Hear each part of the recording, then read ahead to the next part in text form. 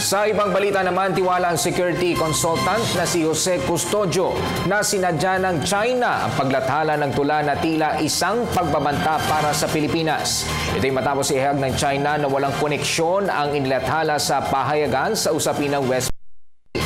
Si Waywaya Makalma sa detalye. Walang koneksyon ng mga tulang ginawa ng China patungkol sa issue ng West Philippine Sea.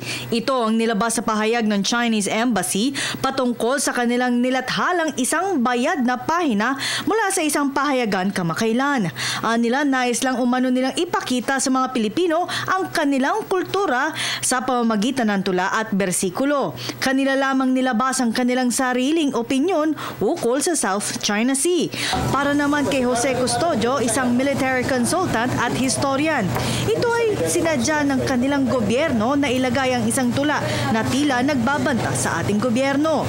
Ang unang titignan dito ay, naglagay tayo ng poem na ganito. Anong ibig sabihin ng poem na ito? Ano kaya magiging effect nito sa magbabasa nito? No?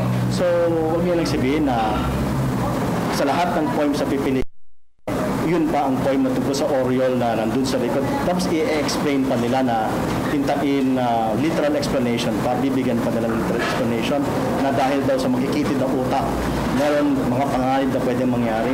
Sasabihin nila lang ngayon na coincidence lang yun. Kung ganun na lang, dapat nilagay na lang nila si Hello Kitty o si Monkey King. Dahil anya sa kasaysayan ay karaniwang ginagamit ang mga tula para magbigay ng tagong mensahe.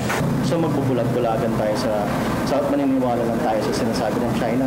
Dapat ang China, responsable din sila sa pinagagawa nila, tinalabas sila sa dyaryo.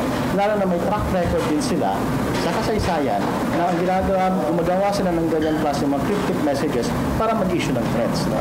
And this is not confidence building. Para naman sa AFP, hindi sila nababahala o wala silang nararamdamang banta base sa kanilang pahayag. Gayunman, umaasa ang militar na wala sana itong ibang ibig sabihin. At kanila naman tinatanggap ang pahayag ng Chinese Embassy ukol rito.